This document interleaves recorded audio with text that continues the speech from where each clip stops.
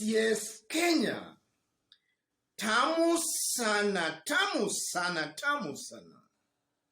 The recently concluded UDA nominations and the seeming political rivalry between the Nandis and the Kipsigis seems to be generating a lot of political interest, heat, and debate. Some few hours earlier today, Professor Mutahi Ngunyi made a very interesting tweet about the nominations and about the political rivalry between the Kipsigis and the Nandis. So in this video, I want us to have a look at that tweet by the professor, for it's going to form the basis of our analysis and the discussion right now. Mutahi Ngunyi. After UDA nominations, Ruto seemed to have become deflated. Now the Kipsigis are saying it's not Kalenjinization of Kikuyus. It is Nandinization of the Kipsigis. Too many games will confuse Arab Ruto. That's Mutahi Ngunyi.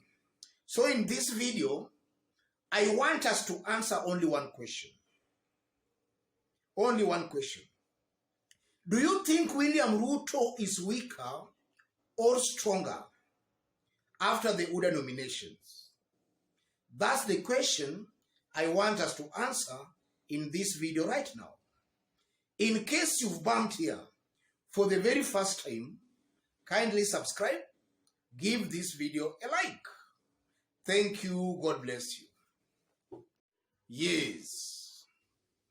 Before the UDA nominations, it was widely believed that William Ruto was very popular on the mountain. That is a fact, ladies and gentlemen. Before the nominations, it was widely believed William Ruto enjoyed a very, very big support on the mountain. And then in Rift Valley, Kalenjin Rift Valley, before the nominations, it was also believed that William Ruto's word was law in the Kalenjin nation. Those were the perceptions before UDA nominations. But when UDA did its nominations on the mountain, the turnout was way too low than actually was expected. In fact, some figures were putting it at below 5%. While in 2017, during Jubilee nominations on the mountain, the turnout was averagely around 43%. And if you look at the UDA nominations in the Kalenjin Rift Valley, the turnout was almost the same, or rather similar, to what was witnessed in 2017 Jubilee primaries.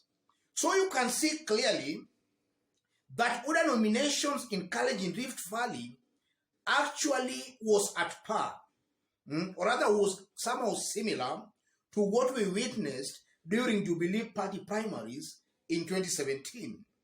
But on the mountain, it was way too low. That's just an indication that William Ruto is very popular in Kalenjin Rift Valley as compared to the mountain.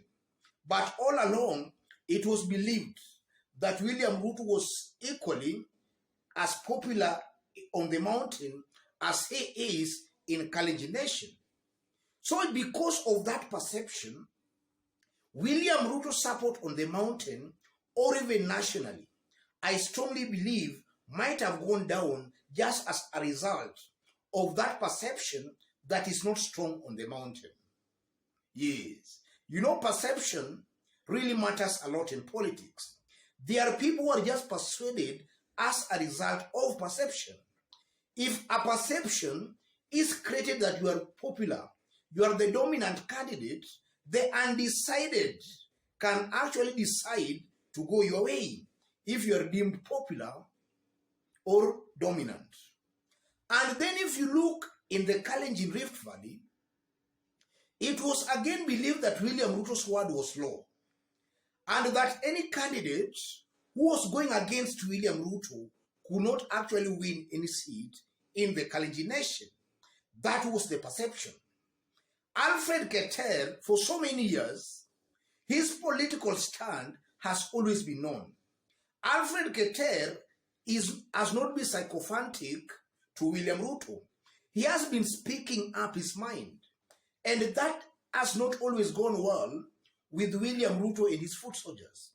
In fact, before the nominations in Nandi Hills constituency, William Ruto's close associates, the likes of Didmas Baraza, Oscar Sudi, camped in Nandi Hills constituency, pleading with residents of Nandi Hills to actually reject Alfred Keter.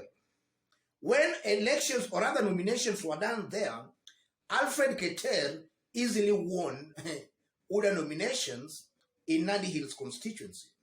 So that again also demystified the notion that William Ruto's word was actually law in the Kalenjin nation, and that any person going against William Ruto could not make it in Kalenjin nation. Before the nominations, that was the perceived notion. After the nomination, that perception was actually killed. So again, as a result of that, I strongly believe that that has the potential of weakening William Ruto in Kalenjin Rift Valley. You will even now see independent strong leaders actually winning, beating other candidates, because a precedent has already been set in Nandi Hills constituency that actually you can go against William Ruto, but still residents can still elect you.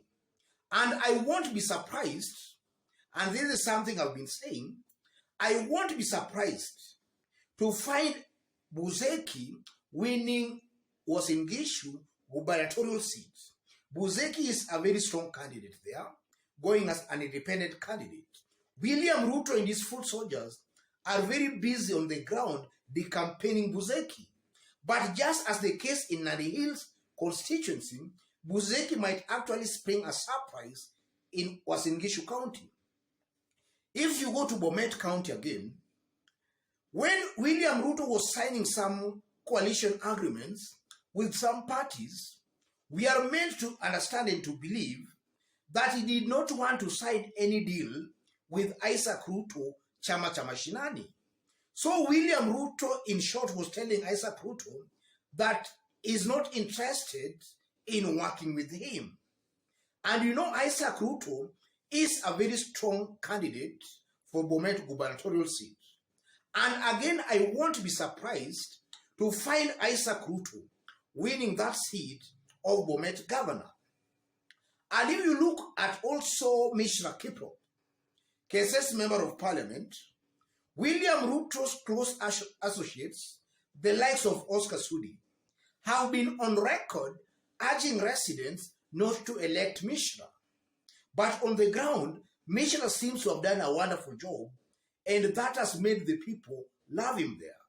So again, I won't be surprised to find KSS member of parliament, Mishra, actually winning back his seat as an independent candidate.